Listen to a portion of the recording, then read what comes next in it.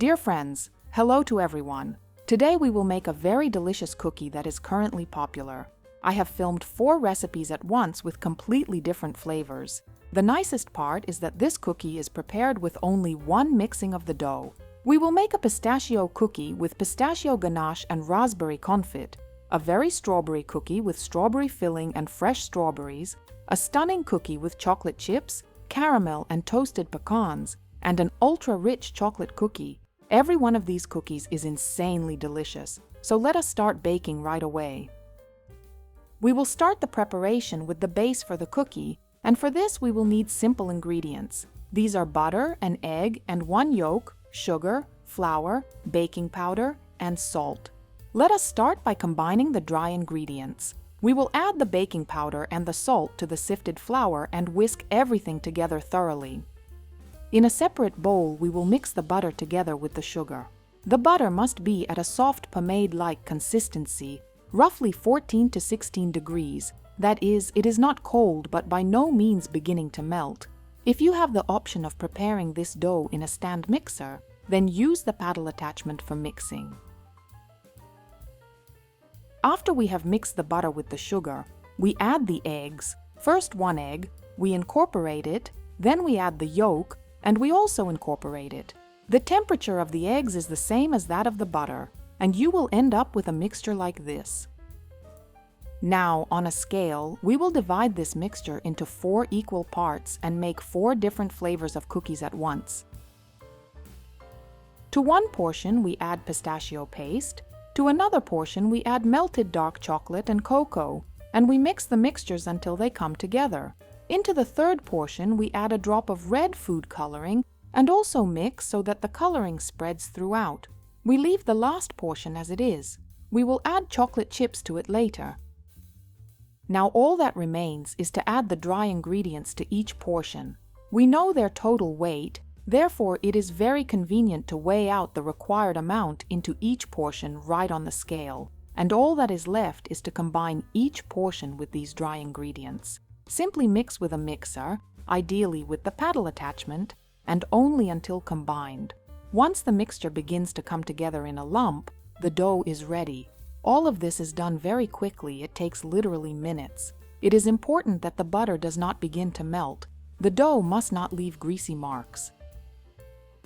A pliable dough results. In texture, the dough with the different add-ins will differ slightly. The one with pistachio paste will be the most delicate, and the chocolate one will be the most dense. And look friends, in literally just a few minutes we have made 4 completely different cookie flavors from one base.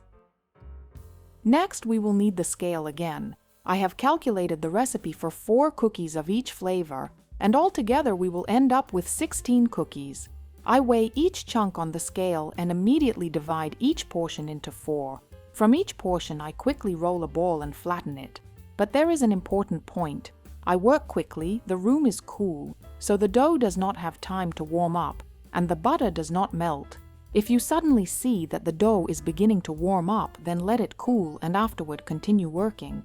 Before baking, the dough must in any case be well chilled and stabilized, and it is much more convenient for me when it is already divided into the required number of portions at once. If you chill the dough first and then do all of this with the chilled dough, working will be more difficult and the dough will be exposed to warming again. So I have ended up with blanks like these. We tightly cover them with plastic wrap and place them in the refrigerator for several hours. Before baking, they must chill thoroughly and stabilize. In the meantime, we will prepare the fillings. Let us start with the pistachio ganache for the pistachio cookies. We will need white chocolate, cream with a fat content of 33%, pistachio paste, and glucose syrup. Let us begin by melting the chocolate. I transfer it directly into the cup in which I will prepare the ganache and warm it in the microwave in short bursts, stirring after each one. Chocolate, especially white chocolate, must be melted carefully so as not to overheat it, and to the melted chocolate we add the pistachio paste. We pour the cream into a small saucepan, add the glucose syrup to it, and heat everything together on the stove. The glucose syrup must dissolve in the cream, and we heat it to approximately 60 degrees. Next, we pour this hot cream over the white chocolate along with the pistachio paste. And first, we stir the mixture with a spatula, and then we need to blend the ingredients together very thoroughly using an immersion blender. We should end up with a completely smooth mass, and now it needs to be poured in a thin layer into a shallow dish or container, covered with plastic wrap pressed against the surface, and placed in the refrigerator to stabilize. Next, we will prepare the chocolate ganache for the mega chocolate cookies. For this ganache, we will need dark chocolate, cream with a fat content of 33%, butter and glucose syrup. The preparation of this ganache is the same as the previous one. First, we melt the dark chocolate, then we add the warmed cream together with the glucose syrup, stir with a spatula, add the butter, and after that, using an immersion blender, create an emulsion. You should end up with a smooth, glossy mass. We likewise pour the ganache into a shallow dish in a thin layer, cover it with plastic wrap pressed against the surface, and then place it in the refrigerator to stabilize. Next, we will prepare 2 confit fillings, a strawberry confit for the strawberry cookies, and a raspberry confit for the pistachio cookies. The confits are cooked absolutely the same way, so let us look at the raspberry version as an example. We will need seedless raspberry puree, sugar, pectin NH, and lemon juice. We add 1/2 of the sugar to the puree. To the other half of the sugar we add the pectin and mix thoroughly. We pour the puree with the sugar into a saucepan and set it to heat. It needs to be heated so that the sugar begins to dissolve. And then, while whisking constantly, we gradually sprinkle the pectin mixed with sugar into the puree.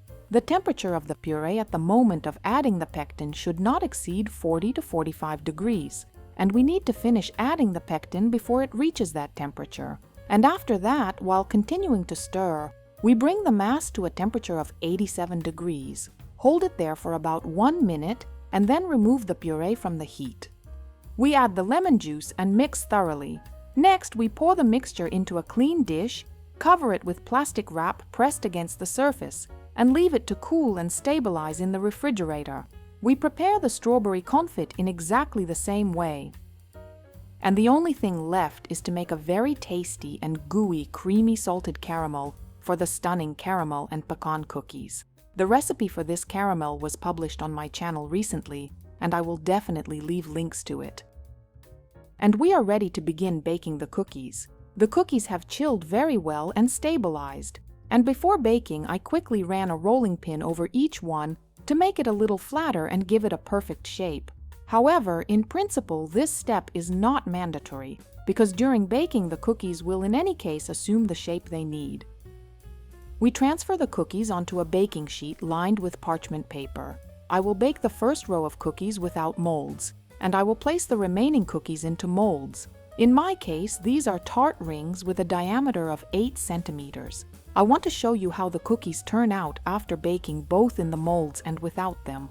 We put the cookies into a preheated oven. The baking temperature is 170 degrees. The cookies bake quickly, they do not need to brown, they remain slightly pale. They bake for about 12 to 15 minutes, you should judge by their appearance. It will also depend on the size of the cookies. So let us see what we have obtained. The cookies that were baked without molds turned out larger in diameter because they were not constrained by frames, and accordingly they are thinner. The cookies in the molds turned out taller and they are thicker. It should also be taken into account that for this reason the cookies in the molds will need to bake several minutes longer. I would like to say that I liked both options, but nevertheless I finished baking the remaining batch in the molds. After baking, the cookies are very delicate, so you need to transfer them from the baking sheet to a cooling rack very carefully, using a palette knife or a spatula. And before assembling them, you need to wait for them to cool completely and, for convenience, chill them. And in the meantime, you can prepare the fillings for assembly. All of our fillings have stabilized, and let us take a look at the textures of the ganaches. The ganaches have become firm after stabilizing. We need to knead them to a creamy consistency and allow them to soften slightly at room temperature. Then they will become pliable, very attractive, and very delicious. We transfer the ganaches into pastry bags. Our berry confits have also firmed up and thickened. They need to be mashed with a fork or a spatula to a jam-like consistency, and then transferred into pastry bags as well. The caramel has thickened in the refrigerator and become gooey, yet it has no chewy texture. It is very delicate and creamy. It needs to be warmed slightly in the microwave so that it becomes convenient to work with, and it should also be transferred into a pastry bag. Friends, finally we have come to the most creative, the most captivating, and the most beautiful part of the recipe. We will assemble our unbelievably delicious and beautiful cookies and decorate them. We need to prepare everything necessary right away. In addition to the fillings, we will need fresh strawberries and raspberries, fresh mint, Oreo cookies chopped into small pieces, in my case the chocolate cookies, roasted pecan nuts, and I will also use freeze-dried raspberries. I started with the caramel cookie.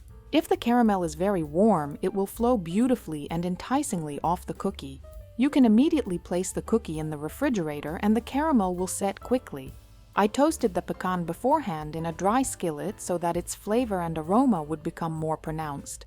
The combination of pecan and caramel is absolutely delicious. The strawberry cookie is the most refreshing version. The rich flavor of the strawberry filling in combination with fresh strawberries and a mint leaf is very delicious. The red color of the cookie amplifies the perception of flavor and gives a direct visual reference to the filling.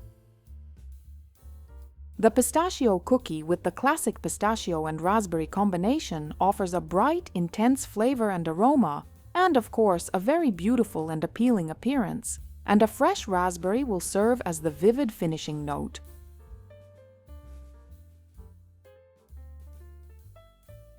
And the ultra chocolate rich cookie with a deep, full flavor and a crunchy texture thanks to the addition of crumbled Oreo cookies.